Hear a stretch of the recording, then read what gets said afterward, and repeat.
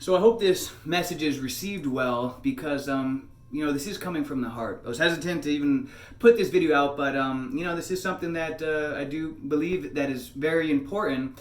And so that's why I'm sharing this, from the heart. So many men right now are waking up and the veil is being lifted and they're starting to see the world in reality for what it really is. But also, a lot of us are still completely dependent upon the system, upon the grid.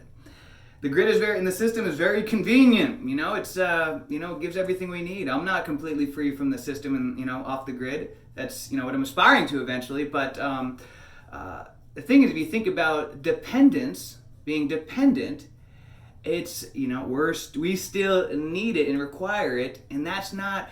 In order to really truly achieve freedom, you have to be fine either way.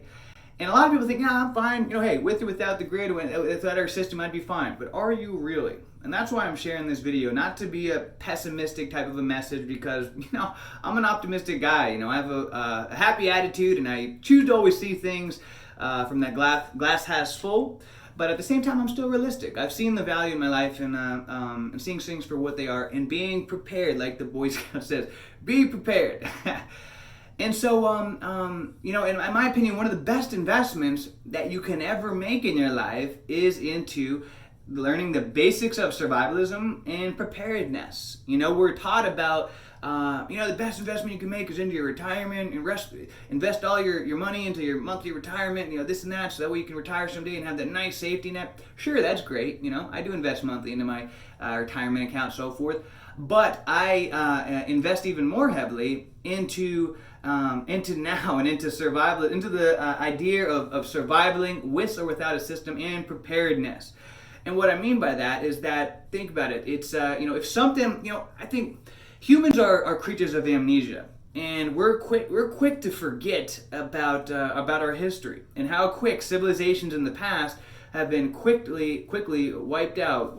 Great civilizations that have been completely, just annihilated due to, some certain catastrophe or whatever happened. But a little preparedness and a little less of being dependent on the system can go a long way. And sometimes we forget just how delicately our society is held together by a little thin thread, and that if something ever did happen, an EMP hit or whatever, and wiped out our grid system, and or cyber hackers, attacked our grid system, we lost all the technology, all that, which is could happen. It is, in my opinion, it's a lot more likely than a lot of other catastrophe scenarios. Then what? Most people don't realize just how much that would affect their life. For example, if you're used to getting all of your water and your food from the grocery store, what would you start to do? When all of a sudden you couldn't go to the store for your food, water, groceries, things like that, your pharmaceutical prescription, that you couldn't get that from the pharmacy.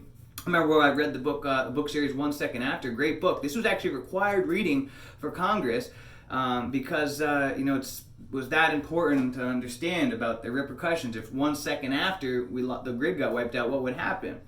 And the experts on catastrophic situations in survivalism say that within the first year, about 90% of civilization would die just simply from the grid being wiped out, from not having electronics running the way that it were before, because people wouldn't, most people have completely lost touch with how to live amongst nature, how to get their own food, water, and survive day-to-day life, fending for themselves off nature. So most people would die within the first year because they would have no idea how to get fresh water, food, deal with the harshness of the real world, deal with people trying to attack you and steal what's yours and so forth. And all kinds of other crazy scenarios. So I don't want to make this video an hour long, but I do just want to, again, share this from the bottom of my heart. This isn't something that takes a long time to do, but it could mean the difference of life or death in your life at some point.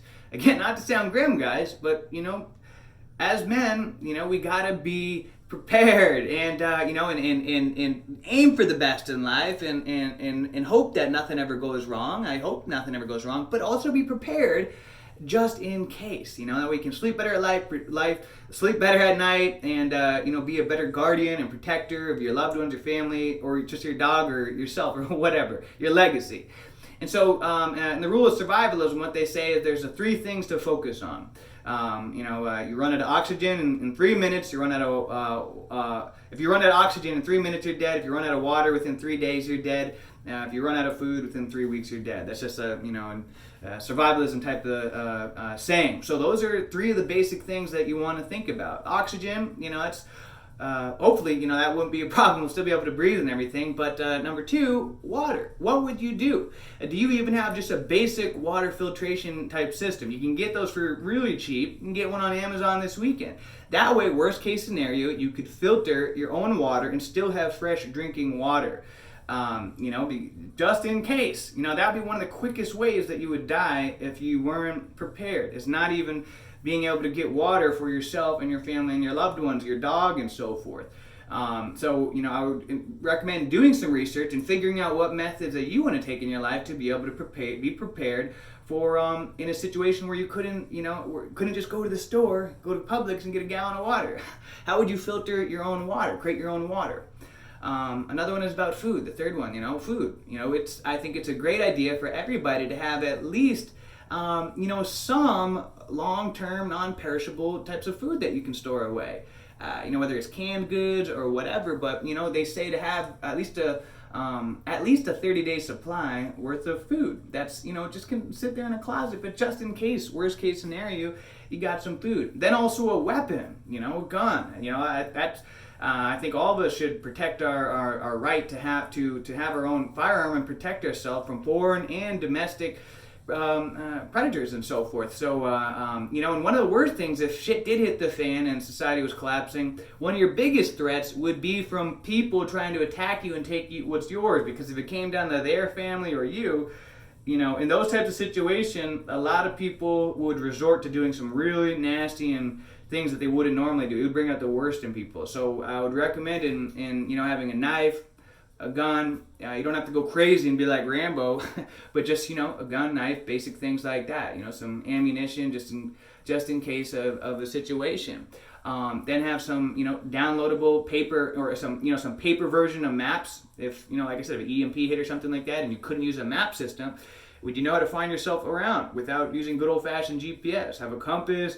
Have some printed out version of your local maps in your area. I recommend to have a bug out bag, something that you could grab real quick, something that's just a backpack, with some first aid, some basic type of survival type of supplies, again, just in case of a situation. So there's a lot of videos and things that you can go online and you can look on YouTube and books you can read to learn how to become an expert at survivalism and preparedness. And I certainly don't think you need to go to the extremes of being like those prepper guys in the TV shows, but at the same time, I don't make fun of them either, because if shit ever did hit the fan, then everybody would be begging for those types of people to take them in. So I think being prepared is a good thing. I don't think you have to take it to that extreme, in my opinion. But most people, 90% of people, aren't prepared at all and have zero survival skills. They wouldn't know what to do if they injured themselves, cut themselves. They accidentally, got bit by a snake or whatever. They wouldn't know what to do. So these are a lot of basic things that, you really should know, just in case. Unless you just want to be completely dependent upon the system and pray that nothing ever falls apart, which I hope it doesn't.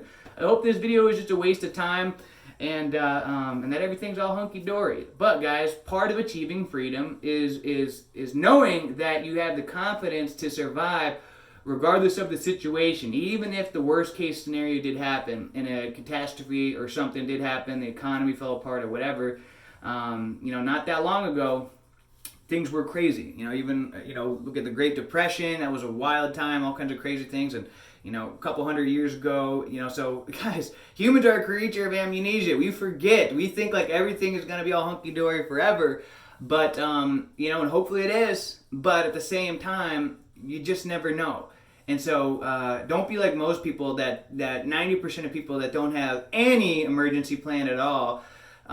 Take some time, and it doesn't have to be extreme amount, but just figure out the basics. Make sure you cover for water, for food, have a bug out bag ready, some some weapon type stuff to be able to protect yourself from people that may try to attack you, and some maps and some other things. So guys, I hope you guys take this the right way. Don't see this as a negative video. I'm not trying to be pessimistic. But I'm just sharing this because, I care about my tribe and, and I want the best for you guys. And again, I know how I sleep better at night, knowing that I do have, as my knowledge and preparedness and survivalism increases, I sleep better at night, knowing that, hey, you know what? Regardless of what happens, I'm going to have a good chance of being all right. So I hope you all having a great day. And until next time, guys, let's make it a great day, great week, a great month, a great year. Let's make it a great life. See ya.